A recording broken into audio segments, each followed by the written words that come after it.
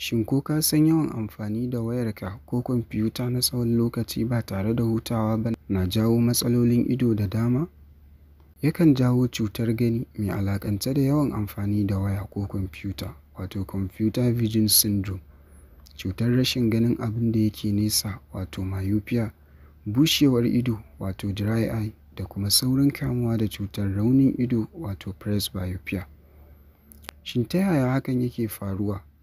Kuma abu mafi amfani ma, ta yaya za ka kare kanka ba tare da ka daina amfani da wayar taka ba tun da ka riga ka saba? Ku biyo mu a Top Scientist channel ɗinmu da ke YouTube, Facebook, TikTok da kuma Instagram domin samun cikakken bayanin a harshen Hausa da kuma Turanci. Yawan amfani da wayarka musamman kusa da ido na tsawon lokaci fiye da minti 20 ba tare da hutawa ba na kawo saurin mutuwar ido. Dalili shine wannan tsokar ta idonka, wato ciliary muscle da take riƙe wannan gilas ɗin na ido, wato crystalline lens, tana ɗamewa ne sosai lokacin da kake kallon abu na kusa. To idan ba a barinta tana hutawa, hakan na kawo raunin wannan tsoka tun kafin ma mutum ya tsufa. Kuma idon zai riƙa zafi, yana ɗaurewa, wato eye strain, ciwon kai daga wajejen gira zuwa sama, wato eye strain headache, da kuma idon ya riƙa saurin gajiya, wato eye fatigue. Haka na idon mutum yakan bushe idan yana amfani da wayarsa ko kwamfuta, wanda ake kira da dry eye, wanda ma ya fi faruwa a sakamakon ƙarancin ƙifta ido, wato blinking, wanda a ƙa'ida yana hana bushewar ido. Ta yaya za ka iya kare kanka daga kamuwa da waɗannan cututtuka da muka faɗa?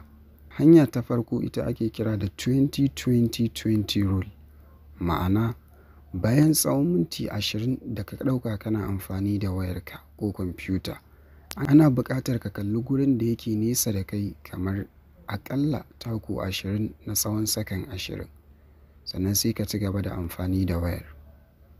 Ma'anar yin hakan shine kana hutar da wannan tsokar ta idonka da muka yi bayani a baya, da ta riƙa saurin gajiya, wanda ka iya jawo waɗannan illolin da muka faɗa. Hanya ta biyu ita cire shuɗin haske daga wayarka, wanda ake kira da blue light, hanyar danna alamar ido da yake jikin wayarka, wato eye care, wanda yawancin wayoyin zamani suna da shi. Domin an gano cewa wannan shuɗin haske, wato blue light, na da illa ga idon ɗan adam. Hanya ta uku shine ajiye kwamfutar ko wayar nesa da ido da kuma rage haskenta kada ya rinƙa shiga idon sosai, domin zai riƙa cutar da idon. Hanya ta huɗu ita ce amfani da artificial tears ga masu daɗewa suna kallon screen ɗin kwamfuta ko waya kenan, domin magance bushewar idon a sakamakon raguwar ƙifta ido a lokacin da ake kallon waya ko kwamfuta. Guji amfani da wayarka a cikin duhu domin yana da illoli ga idonka.